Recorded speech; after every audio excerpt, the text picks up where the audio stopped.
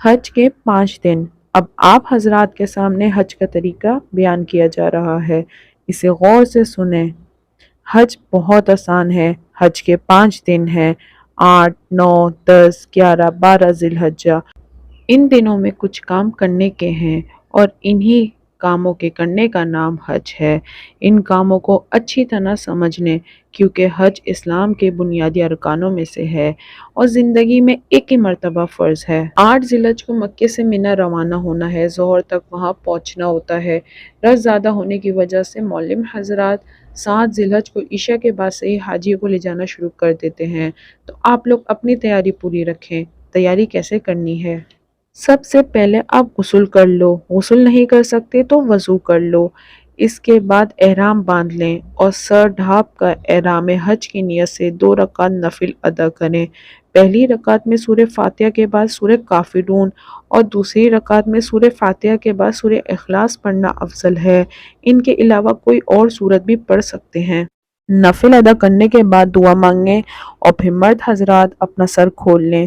اس کے بعد حج کی نیت کریں اور اسی کے ساتھ 3 مرتبہ تلبیہ پڑھیں: اللہم انی ارید الحج فیسرہ لی وتقبلہ منی، لبیک اللہم لبیک، لبیک لا شریک لک لبیک، ان الحمد والنعمت لک والملک لا شریک لک۔ پھر مکہ سے منی روانہ ہو جائیں۔ منی میں آج کے دن 5 نمازیں ادا کرنا سنت ہے، یعنی 8 ذی الحجہ کی ظہر، عصر، مغرب، عشاء اور 9 ذی الحجہ کی فجر کی نماز۔ اس طرح آپ کی 5 نمازیں ہو جائیں گی۔ بعض اوقات معلم حجاج کرام کو 8 ذی الحجہ کے بجائے 7 ذی الحجہ کو ہی لے جاتے ہیں۔ ایسی صورت میں منی کے قیام کے دوران نمازیں 5 سے زیادہ ہو جائیں گی تو اس میں کوئی حرج نہیں۔ 9 ذی الحجہ کو فجر کی نماز ادا کریں اور طلوع آفتاب کے بعد منی سے عرفات کے لیے روانہ ہو جائیں۔ یاد رکھیں 9 ذی الحجہ کے دن عرفات کے میدان میں حاضری حج کا سب سے بڑا رکن ہے۔ اگر حاجی نے سب کام کر لیے لیکن 9ویں تاریخ کے زوال سے لے کے 10ویں تاریخ کے صبح صادق تک تھوڑی دیر کے لیے بھی میدان عرفات میں حاضر نہ ہوا تو اس کا حج نہیں ہوگا۔ عرفات میں لوگوں سے بعض کوتاہیاں ہوتی ہیں، اس لیے 9 ذی الحجہ کو عرفات میں ان باتوں کا خاص خیال رکھیں۔ پہلی بات یہ ہے کہ زوال ہونے کے بعد اگر آسانی سے ممکن ہو تو وقوف عرفہ کی نیت سے آپ غسل کر لیں، کیونکہ وقوف عرفات کے لیے غسل کرنا سنت ہے۔ اگر غسل کرنے کا موقع نہ ملے تو وضو کر لیں۔ دوسری بات یہ ہے میدان عرفات میں جو مسجد نمرہ ہے، اس کے امام صاحب آج 9ویں تاریخ کو ظہر اور عصر کی نمازیں ظہر ہی کے وقت میں ایک ساتھ پڑھیں گے۔ پہلے ظہر کے فرض پڑھیں گے، پھر اس کے فوراً بعد عصر کے فرض پڑھیں گے۔ جو حجاج کرام مسجد نمرہ میں امام صاحب کے پیچھے نماز پڑھ رہے ہیں ان کو یہ دونوں نمازیں اکٹھا ملا کر پڑھنی ہے، لیکن اگر کوئی شخص مسجد نمرہ کے امام صاحب کے پیچھے نماز نہیں پڑھتا بلکہ وہ اپنے اپنے خیموں میں اکیلا یا علیحدہ جماعت کے ساتھ نماز پڑھتا ہے تو اس صورت میں وہ دونوں نمازیں اکٹھا ملا کر نہیں پڑھے گا بلکہ ظہر کے وقت میں ظہر کی اور عصر کے وقت میں عصر کی نماز ادا کرے گا۔ تیسری بات یہ ہے وقوف عرفہ جو فرض ہے اس کا وقت 9ویں تاریخ کو زوال کے بعد شروع ہوتا ہے، لہٰذا آپ ظہر سے فارغ ہو کر قبلے کی طرف منہ کر کے کھڑے ہو جائیں، توبہ استغفار کریں، اللہ کی حمد و ثنا کریں، دعائیں مانگیں، درود شریف اور تلبیہ پڑھیں اور یہ عمل مسلسل جاری رکھیں۔ عصر کا وقت ہونے پر عصر کی نماز باجماعت پڑھیں اور پھر کھڑے ہو جائیں اور دعا کریں۔ عصر اور مغرب کے درمیان کا وقت عرفات کے میدان میں انتہائی قیمتی وقت ہے۔ اس وقت اللہ تعالیٰ کی رحمتیں موسلا دھار بارش کی طرح برستی ہیں، اس لیے عصر کی نماز سے فارغ ہونے کے بعد اور زیادہ اہتمام کے ساتھ کھڑے ہو کر ذکر کریں۔ چوتھی بات یہ ہے کہ عرفات کے میدان میں غروب آفتاب تک ٹھہرنا ضروری ہے۔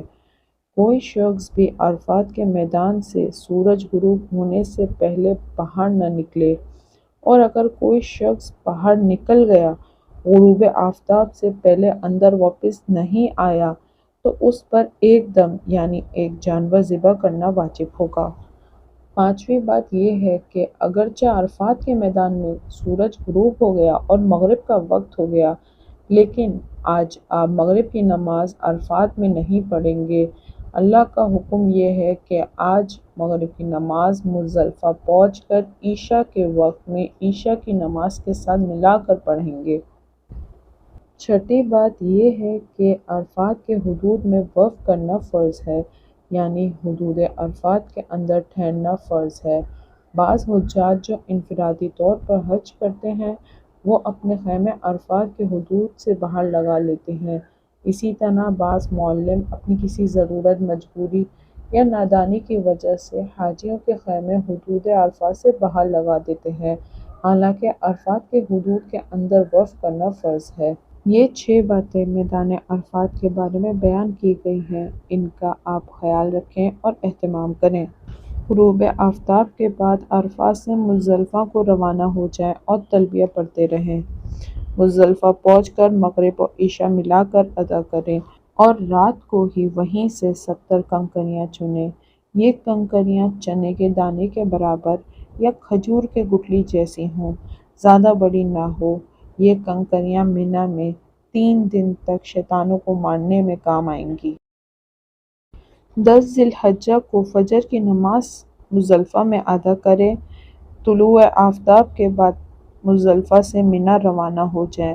آج آپ کو منی میں کیا کام کرنا ہے اس کو اچھی طرح سمجھ لیں۔ 10 تاریخ کو منی میں سب سے پہلا کام یہ ہے کہ آج سے بڑے شیطان جسے جمرہ عقبہ کہتے ہیں 7 کنکریاں مارنی ہیں۔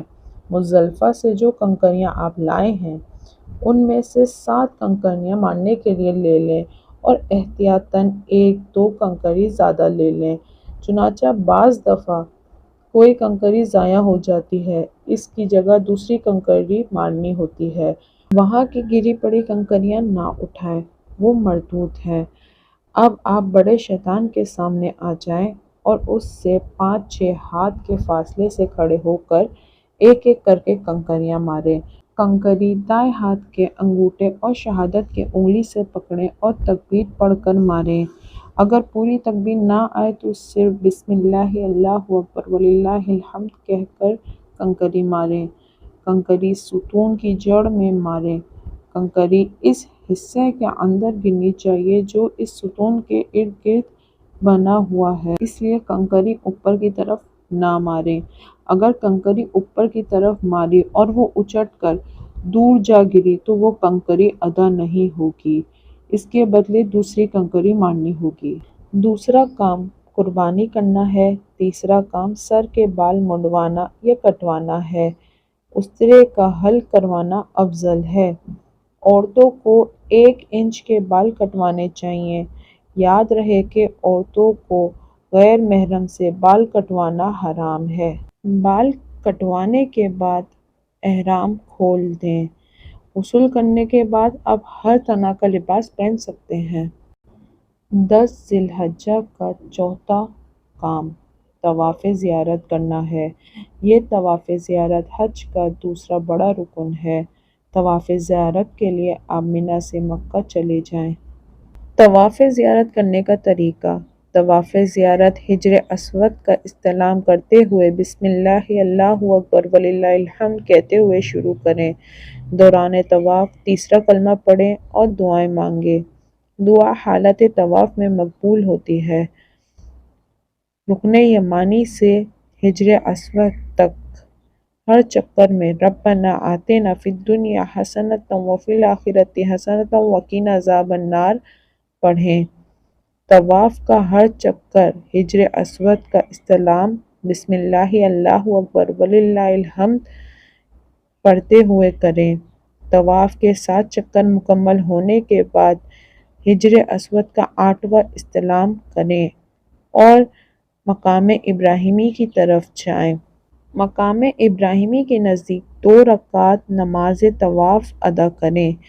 زمزم پر جا کے خوب سیر ہو کر زمزم پئیں اور دعا پڑھیں۔ پھر سعی کرنے کے لیے صفا پر چلے جائیں۔ 3 مرتبہ اللہ اکبر کہتے ہوئے صفا و مروہ کی سعی شروع کریں۔ ایک چکر صفا سے مروہ تک، پھر مروہ سے صفا تک دوسرا چکر مکمل ہو جائے گا۔ سبز لائٹوں کے درمیان مرد حضرات کے لیے دوڑنا سنت ہے۔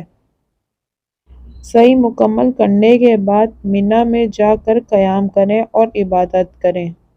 منا میں قیام کے دوران تلاوت، عبادت، ذکر و اذکار اور دعائیں مانگیں۔ 11 ذی الحجہ کو آپ کو صرف ایک کام کرنا ہے، وہ یہ ہے کہ آج تینوں شیطانوں کو کنکریاں مارنی ہے۔ البتہ کنکریاں مارنے کا وقت آج زوال کے بعد سے شروع ہوگا، لہٰذا اگر کسی شخص نے آج زوال سے پہلے کنکریاں ماری تو وہ کنکریاں ادا نہیں ہوں گی، زوال کے بعد دوبارہ مارنی ضروری ہوں گی۔ کنکری مارنے کی ترتیب یہ ہوگی کہ سب سے پہلے چھوٹے شیطان کو 7 کنکریاں مارنی ہے، پھر دعا کرنی ہے، پھر درمیانے شیطان کو کنکری مارنی ہے، پھر دعا کرنی ہے، پھر بڑے شیطان کو کنکری مارنی ہے لیکن یہاں پر دعا نہیں کرنی۔ پھر اس کے بعد آپ منا میں واپس چلے جائیں۔ رات کو منا میں ہی قیام کریں، تلاوت کریں، ذکر کریں، توبہ و استغفار کریں، دعائیں مانگیں۔ 12 ذی الحجہ کو بھی آپ کو وہی کام کرنا ہے جو آپ نے 11 ذی الحجہ کو کیا تھا، یعنی تینوں شیطانوں کو زوال کے بعد اسی ترتیب سے کنکریاں مارنی ہیں۔ پہلے چھوٹے شیطان کو 7 کنکریاں ماریں، پھر دعا کریں، پھر درمیانے شیطان کو 7 کنکریاں مارنے کے بعد دعا کریں، اور پھر بڑے شیطان کو 7 کنکریاں ماریں لیکن اس کے بعد دعا نہ کریں۔ 12ویں تاریخ کو تینوں شیطانوں کو کنکریاں مارنے کے بعد آپ کو اختیار ہے کہ چاہے تو غروب آفتاب سے پہلے منا سے نکل کر مکے میں اپنی قیام گاہ پر آ جائیں۔ اس طرح سے الحمدللہ آپ کا حج مکمل ہو جائے گا۔ لیکن اگر کوئی شخص 12ویں تاریخ کو کنکریاں مارنے کے بعد منا میں ٹھہرا رہا اور صبح صادق اسے وہیں ہو گئی تو 13ویں تاریخ کو کنکریاں مارنا بھی اس پر واجب ہے، لہٰذا وہ شخص 13ویں تاریخ کو بھی اسی ترتیب سے تینوں شیطانوں کو کنکریاں مارے۔ کنکریاں مارنے کے بعد اب آپ مکہ مکرمہ آ جائیں، منا کا کام پورا ہو گیا۔ جس دن آپ کو مکہ مکرمہ چھوڑنا ہے اس دن آپ آخری طواف کر لیں، اور یہ آخری طواف طواف وداع کہلاتا ہے۔ یہ طواف باہر سے آنے والوں پر واجب ہے۔ طواف وداع نفلی طوافوں کی طرح سادہ طریقے پر ہوگا، اس میں نہ احرام کی چادر ہوگی، نہ اس طواف میں رمل ہوگا، اور نہ ہی اس طواف کے بعد صفا و مروہ کی سعی ہوگی۔ امید کرتی ہوں یہ ویڈیو آپ کو پسند آئی ہوگی۔ اگر ویڈیو پسند آئی ہے تو چینل کو سبسکرائب کریں، اس ویڈیو کو لائک کریں اور شیئر کرنا نہ بھولیں تاکہ دوسروں کو بھی اس سے فائدہ حاصل ہو سکے۔ دعاؤں میں یاد رکھیے گا۔ جزاک اللہ۔